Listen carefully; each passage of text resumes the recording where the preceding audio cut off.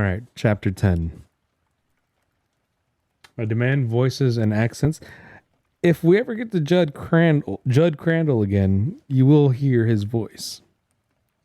Ooh, and it's raining outside? Actually, not just on my screen. All right, chapter 10. And there's no like chapter names or anything. So, last chapter, Lewis got into an argument with his wife and child because the kid was very upset about the pet cemetery and about death and fearing that her cat Church would die. And Lewis's wife already has a problem with death, so she doesn't want her to go up to the pet cemetery at all ever again, and she's very mad.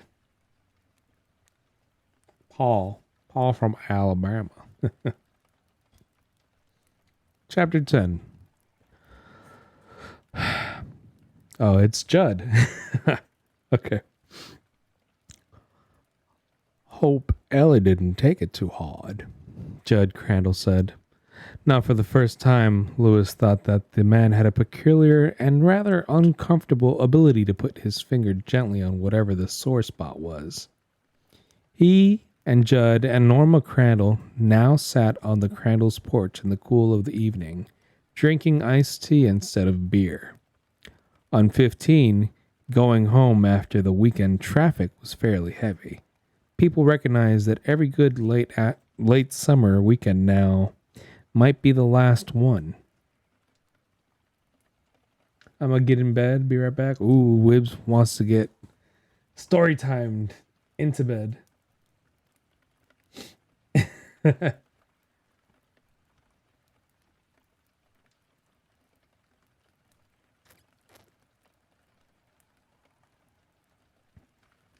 So yeah, people recognize that every good late summer weekend now might be the last one, Lewis supposed. Tomorrow, Tomorrow he took up his full duties at the University of Maine Infirmary. All day yesterday and today, students had been arriving, filling apartments in Orano and dorms on campus, making beds, renewing acquaintances, and no doubt groaning over another year of 8 o'clock classes and commons food. Rachel had been cool to him all day. No, freezing was more like it. And when he went back across the road tonight, he knew that she would already be in bed. Gage sleeping with her more than likely. The two of them so far over to her side that the baby would be in danger of falling off. His half of the bed would have grown to 3/4, all of it looking like a big sterile desert. I said I hoped. Sorry, Lewis said. Wool gathering. She was a little upset, yeah. How did you guess that?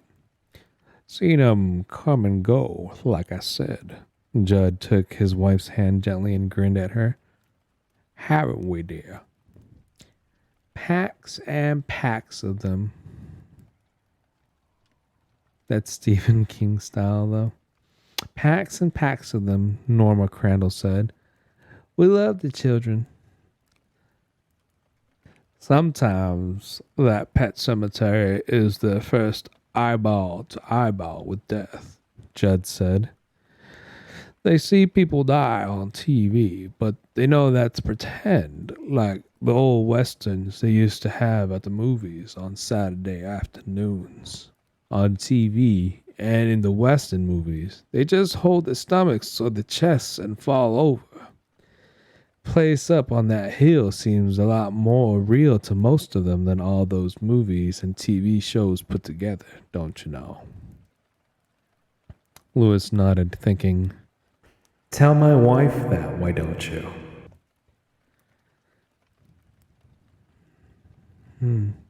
Some kids it don't affect at all, at least not so you can see it. Although I'd guess most of them kinda take it home in their pockets to look over later, like all the other stuff they collect. Most of them are fine, but some. You remember the little Holloway boy, Norma? Hey there, Friday. She nodded. Ice chattered softly in the glass she held. Her glasses hung on her chest, and the headlights of a passing car illuminated the chain briefly. He had such nightmares, she said. Dreams about corpses coming out of the ground, and I don't know what all. Then his dog died. Ate some poison bait was all anyone in town could figure, wasn't it, Judd? Poison bait, Judd said, nodding.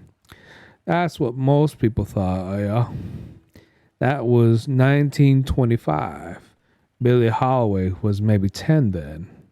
Went on to become a state senator. Ran for the U.S. House of Representatives later on, but he lost. That was just before Korea. Has anyone died yet?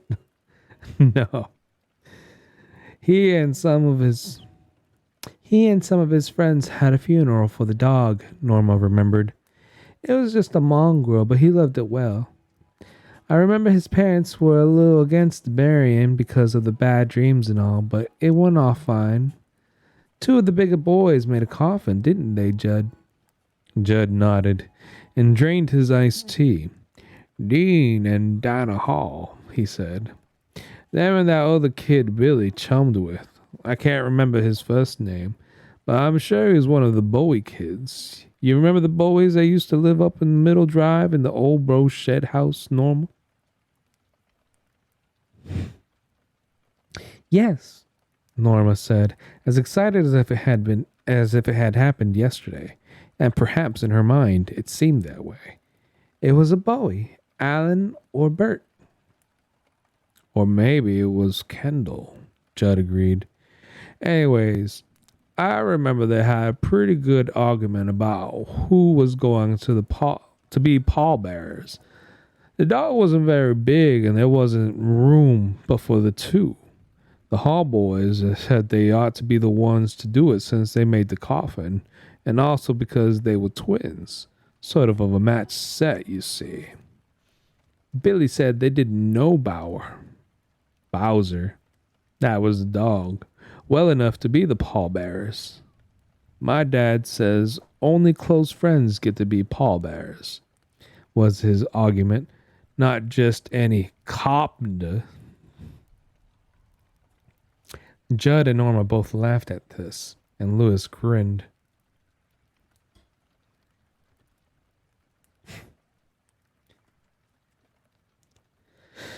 He was just about ready. Who the fuck is talking now? Hold on. I was just about ready to fight over it when Mandy Holloway, Billy's sister, fetched out the fourth volume of the Encyclopedia Britannica, Judd said. Her dad, Stephen Holloway, was the only doctor this side of Bangor and that side of Bucksport in those days.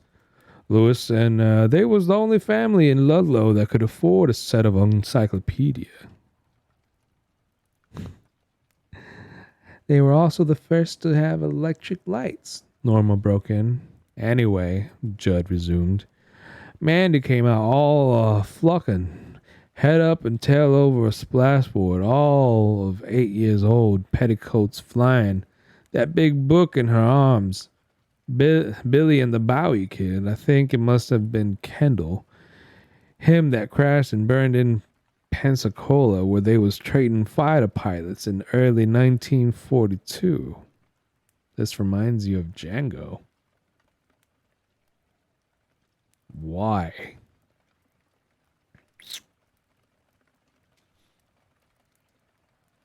They was getting ready to take on the Hall twins over the privilege of tooting that poor old poison mud up to the boneyard.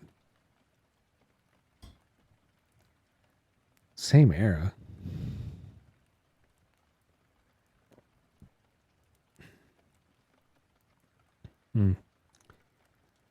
Lewis started giggling. Soon, He was laughing out loud. He could feel the days old residue of tension left from the bitter argument with Rachel beginning to loosen. So she says, wait, look at this. And they all stop and look, and goddamn if she ain't. Judd, Norma said warningly. Sorry, dear, I get carried away yawning. You know that. I guess you do, she said. And darn if she ain't got that book open to funerals. There's a picture of Queen Victoria getting her final send off and bon voyage.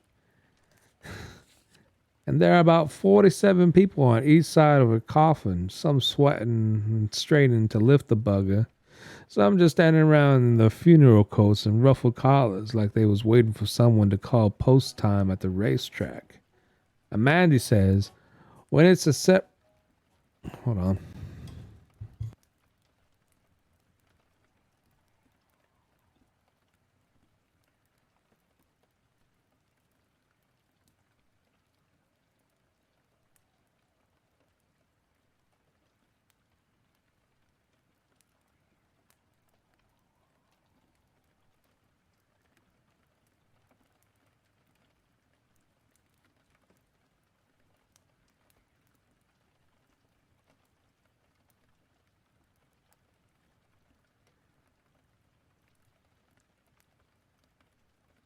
I lost where I was.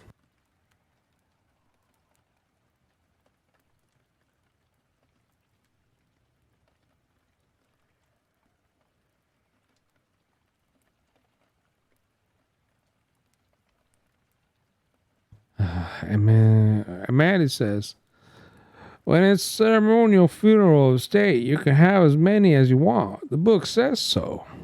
That solved it? Lewis asked. That did the trick. They ended up with about 20 kids, and damn if they didn't look just like the picture Mandy had found, except maybe for the ruffles and tall hats. Mandy took charge, she did.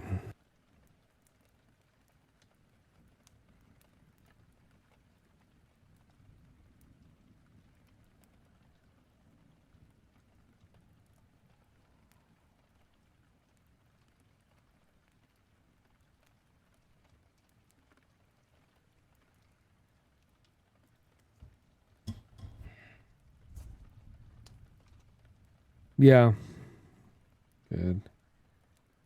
That did the trick, yada yada yada, except for maybe the ruffles and tall hats. Mandy took charge, she did.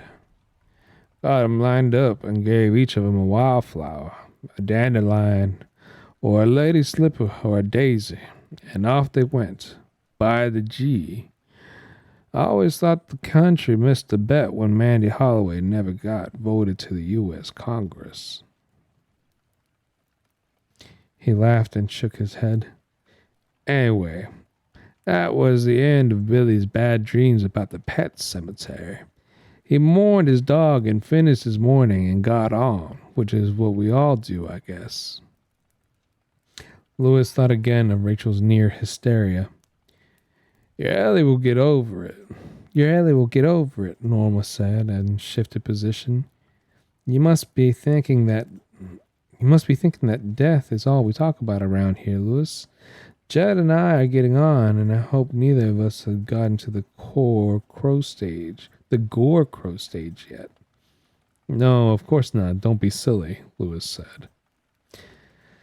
But it's not such a bad idea to be on nodding acquaintance with it these days.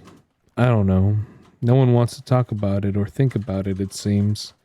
They took it off the TV because they thought it might hurt the children some way, hurt their minds. And people want closed coffins so they don't have to look at the remains or say goodbye. It just seems like people want to forget it.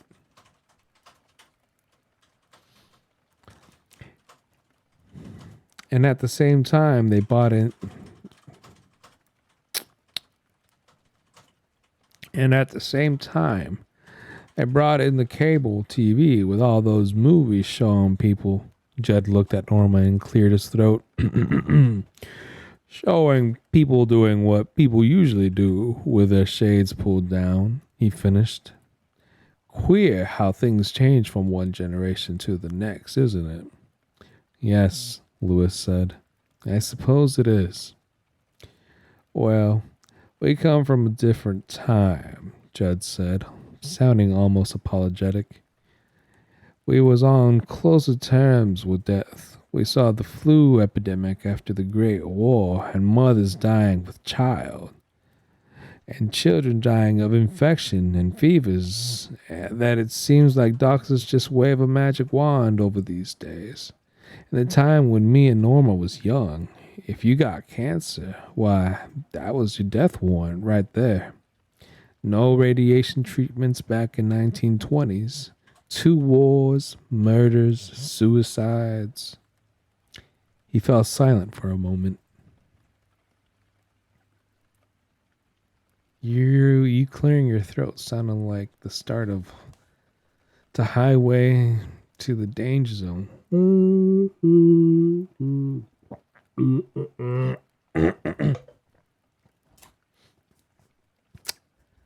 He fell silent for a moment. We knew it was a friend and as an enemy, he said finally. My brother Pete died of a burst appendix in 1912, back when Taft was president. Danger zone. Pete was just 14, and he could hit a baseball further than any kid in town.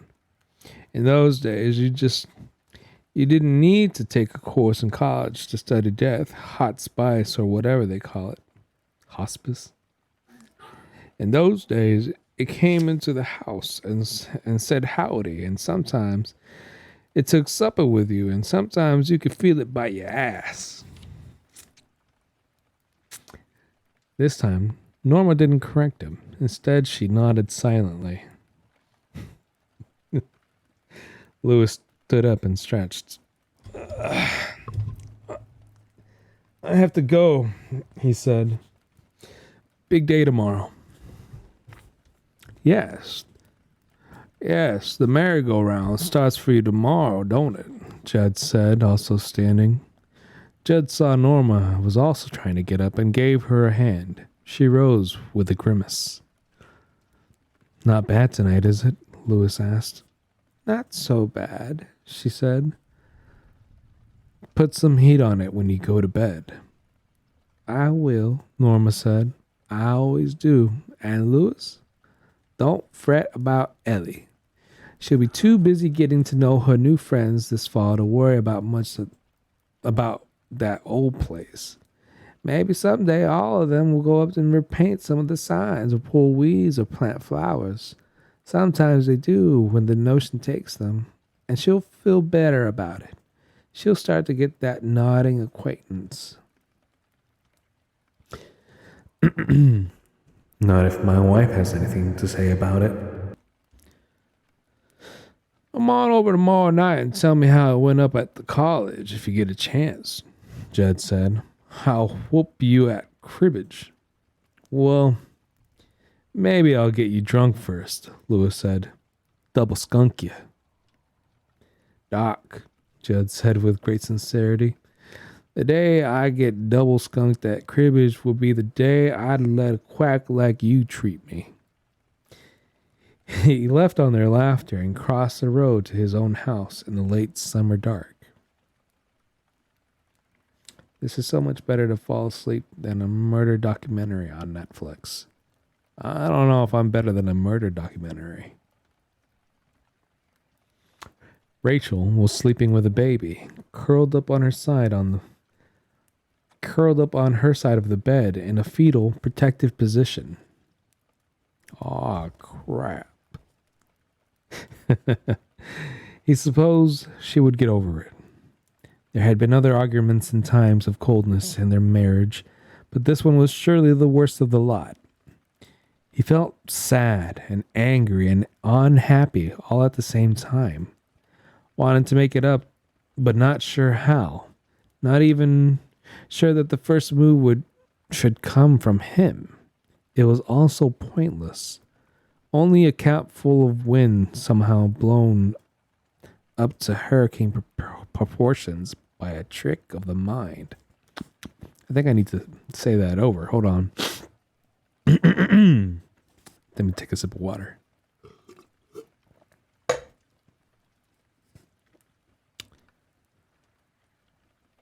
It was all so pointless. Only a cap full of wind somehow blown up to hurricane proportions by a trick of the mind. Other fights and arguments, yes, sure, but only a few as bitter as the one over Ellie's tears and questions. He supposed it didn't take a great many blows like that before the marriage sustained structural damage.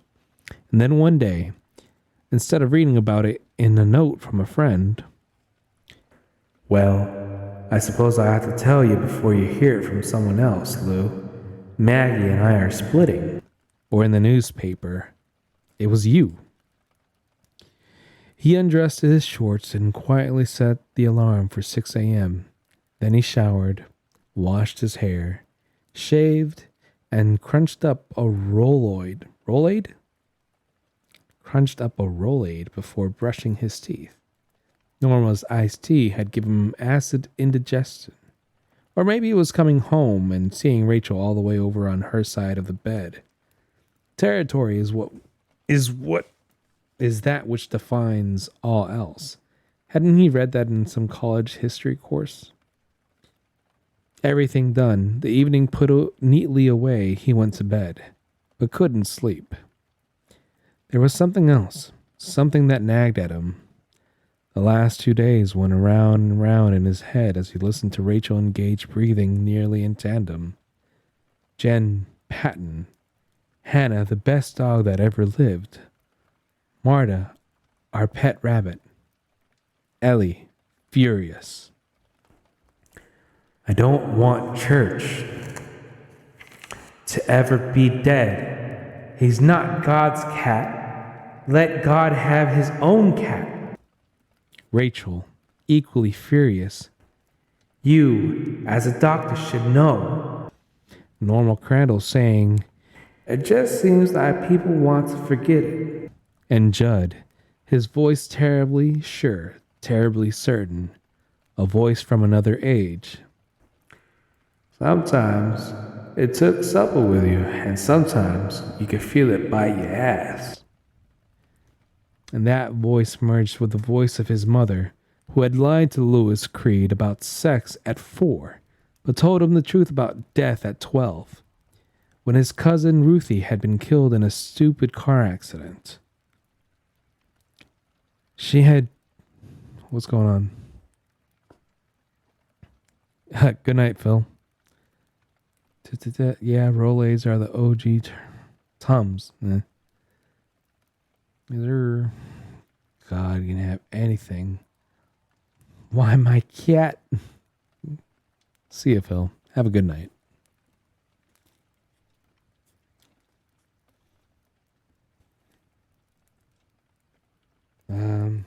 Damn, where was I?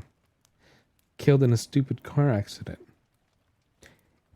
She had been crushed in her father's car by a kid who had found the keys in a public works department payloader and decided to take it for a cruise, and then found out he didn't know how to stop it. The kid suffered only minor cuts and contusions. His Uncle Carl's Fairlane was demolished. She can't be dead, he had replied in answer to his mother's bald statement. He had heard the words, but he couldn't seem to get the sense of them. What do you mean? She's dead. What are you talking about? And then, as an afterthought, who's going to bury her? For although Ruthie's father, Louis's uncle, was an undertaker, he couldn't imagine that Uncle Carl would possibly be the one to do it. In his confusion and mounting fear, he had seized upon this as the most important question. It was a genuine conundrum, like who cut the town barber's hair.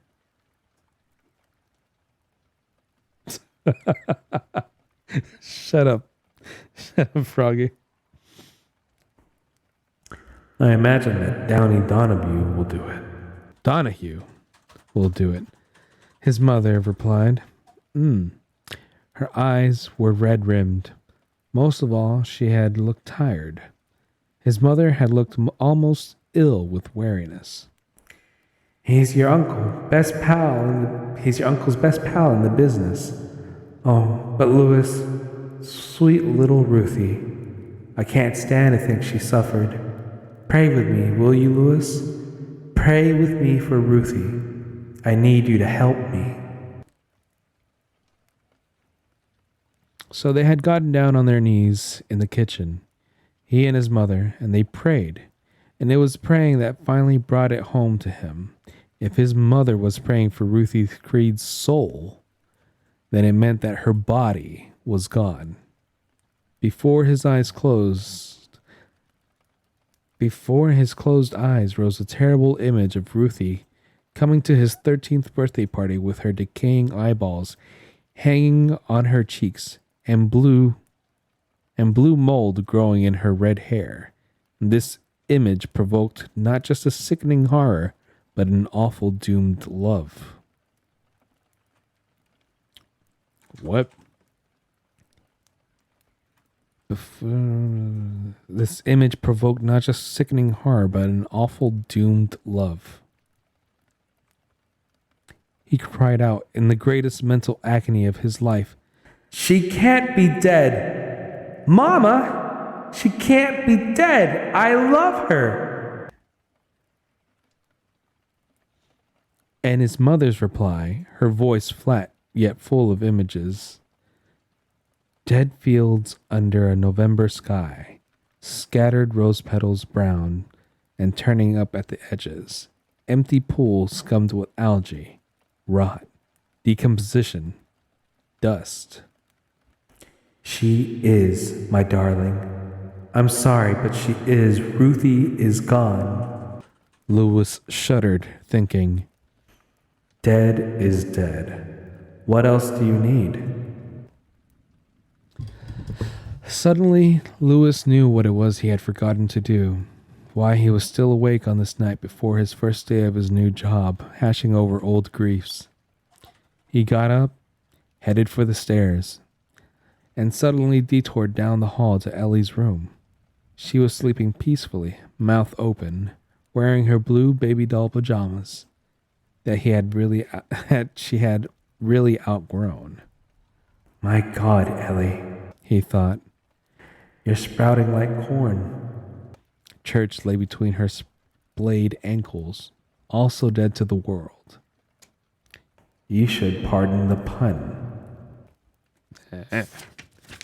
Dead to the world, asshole. Really? You feel a sharp turn? The calamity approaches. Downstairs, there was a bulletin board on the wall by the phone with various messages, memos, and bills tacked onto it. Written across the top in Rachel's neat caps was things to put off as long as possible. Louis got the telephone book, looked up a number, and jotted it on a blank memo sheet. Below the number, he wrote, Quentin L. Jolander, DVM. Call for appointment. Read church. If Jolander doesn't neuter animals, he will refer. He looked at the note, wondering if it was time, knowing that it was. Something concrete had to come out of all this bad feeling, and he had decided sometime between this morning and tonight, without even knowing he was deciding, that he didn't want church crossing the road anymore if he could help it. His old feelings on the subject rose in him. The idea that neutering would lessen the cat, would turn him into a fat old Tom before his time, content to just sleep on the radiator until someone put something into his dish. He didn't want church like that. He liked church the way he was, lean and mean. Outside in the dark, a big semi droned by Route 15, and that decided him. He tacked the memo up and went to bed. That's the end of chapter 10. Let me go refill on water and I'll finish, well, Let me see. 1, 3, 4. Oh, it's only 4 pages. So we'll finish chapter 11. Let me just go get some more water.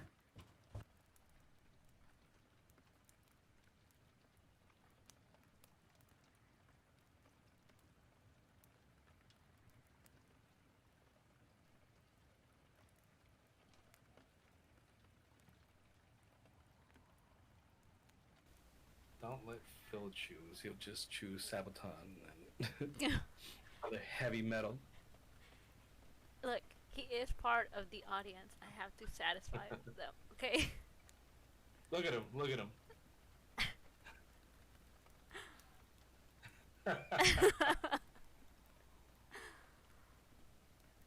Got him.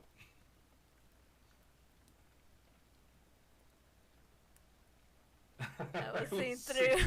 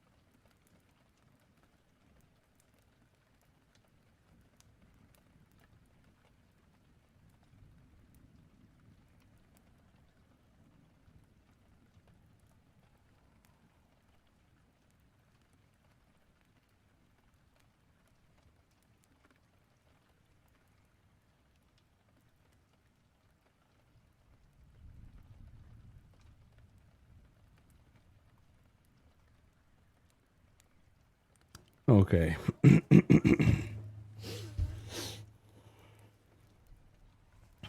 you guys actually like me reading to y'all?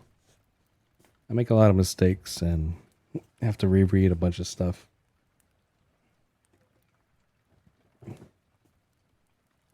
Welcome back. Thank you, thank you, thank you.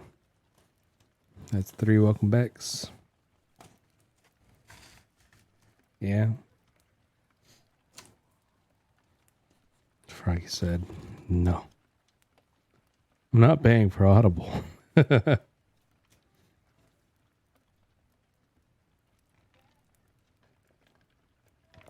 feels like an older brother telling me a story I've never heard. Oh, that's good.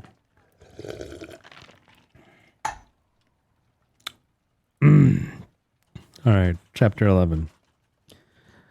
The next morning at breakfast, Ellie saw the new memo on the bulletin board and asked him what it meant. It means he's going to have a very small operation, Lewis said. He'll probably have to stay over at the vet's for one night afterward. When he comes home, he'll stay in our yard and not want to roam around so much. Or cross the road? Ellie asked. She may be only 4. Oh, wait. She may be only 5, Lewis thought. But she's sure no slouch. Or cross the road, he agreed. Yay, Ellie said. And that was the end of the subject.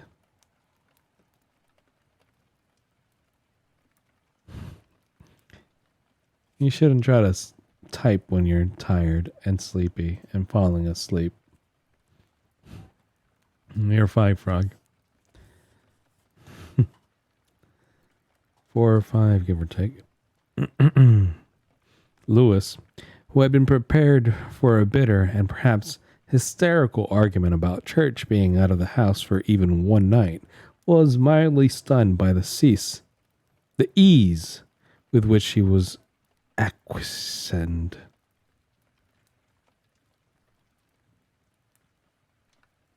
Acquiescent.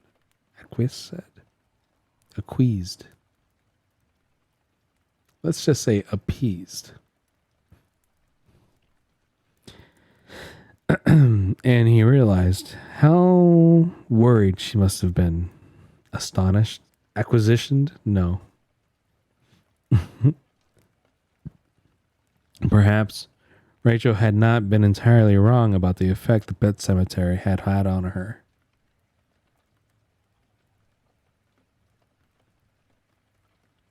Rachel herself, who was feeding Gage his breakfast egg, shot him a grateful, approving look, and Lewis felt something loosen in his chest. The look told him that the chill was over. This particular hatchet had been buried forever, he hoped. Later, after the big yellow school bus had gobbled Ellie up for the morning, Rachel came to him, put her arms around his neck, and kissed his mouth gently. "You are very sweet to do that," she said, "and I'm sorry I was such a bitch."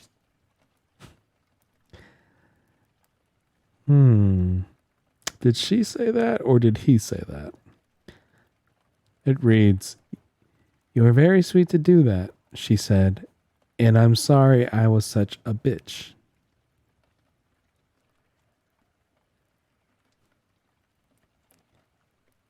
It being Stephen, he probably made her say that. Lewis returned her kiss, feeling a little uncomfortable nonetheless. It occurred to him that the "I'm sorry I was such" there we go. It occurred to him that the "I'm sorry I was such a bitch" statement, while by no means a standard, was not exactly something he'd never heard before either. It usually came after Rachel had gotten her way. Gage, meanwhile, had toddled unsteadily over to the front door and was looking out the lowest pane of glass at the empty road. "Bus," he said, hitching nonchalantly at his sagging diapers. "Ellie, bus." "He's growing up fast," Lewis said. Rachel nodded. "Too fast to suit me, I think." "Wait until he's out of diapers," Lewis said. "Then he can stop." She laughed. It was all right between them again. Completely all right. She stood back, made a minute adjustment to his tie, and looked him up and down critically. "Do I pass muster, Sarge?" he asked. "You look very nice." "Yeah, I know, but do I look like a heart surgeon? A $200,000 a year man?" "No, just old Lou Creed."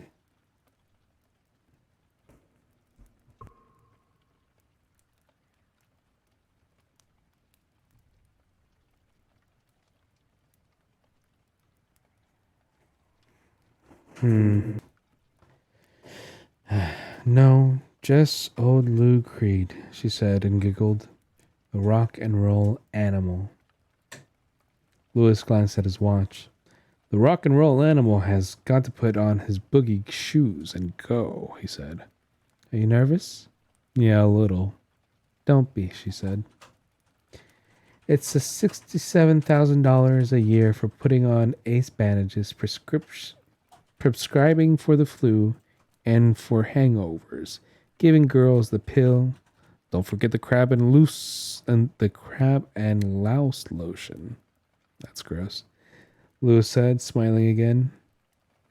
One of the things that had surprised him on his first tour of the infirmary had been the supplies of quell, which seemed to him enormous, more fitted to an army base infirmary than to one of a middle-sized university campus. Miss Charlton, the head nurse, had smiled cynically. "Off-campus apartments in the area are pretty tacky, you'll see." He supposed he would. "Have a good day," she said, and kissed him again, lingeringly. But when she pulled away, she was mock stern. "And for Christ's sake, remember that you're an administrator, not an intern or a second-year resident." "Yes, doctor," Lewis said humbly, and they both laughed. For a moment, he thought of asking, Was it Zelda, babe? Is that what's got under your skin? Is that the zone of low pressure? Zelda and how she died? But he wasn't going to ask her that. Not now. As a doctor, he knew a lot of things, and while the fact that death was just as natural as childbirth might be the while the fact that death was just as natural as childbirth might be the greatest of them, the fact that you don't monkey with a wound that has finally started to heal was far from the least of them. Man, I don't sometimes I just don't understand what the fuck he's saying. You know?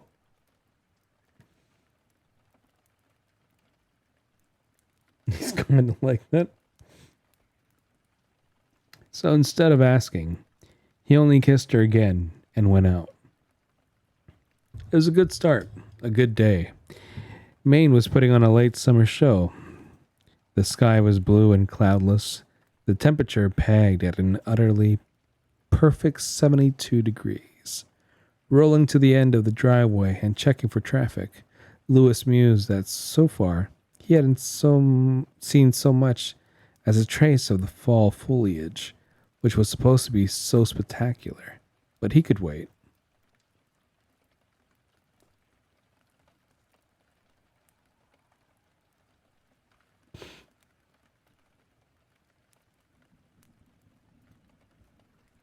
It's Stephen King. You should read some Kuntz. He pointed the Honda Civic they had picked up as a second car toward the university and let it roll. Rachel would call the vet this morning. It would get church fixed, and that would put this whole nonsense, of pet cemeteries. It was funny how that misspelling got into your head and began to seem right. Cemeteries. And death fears behind them.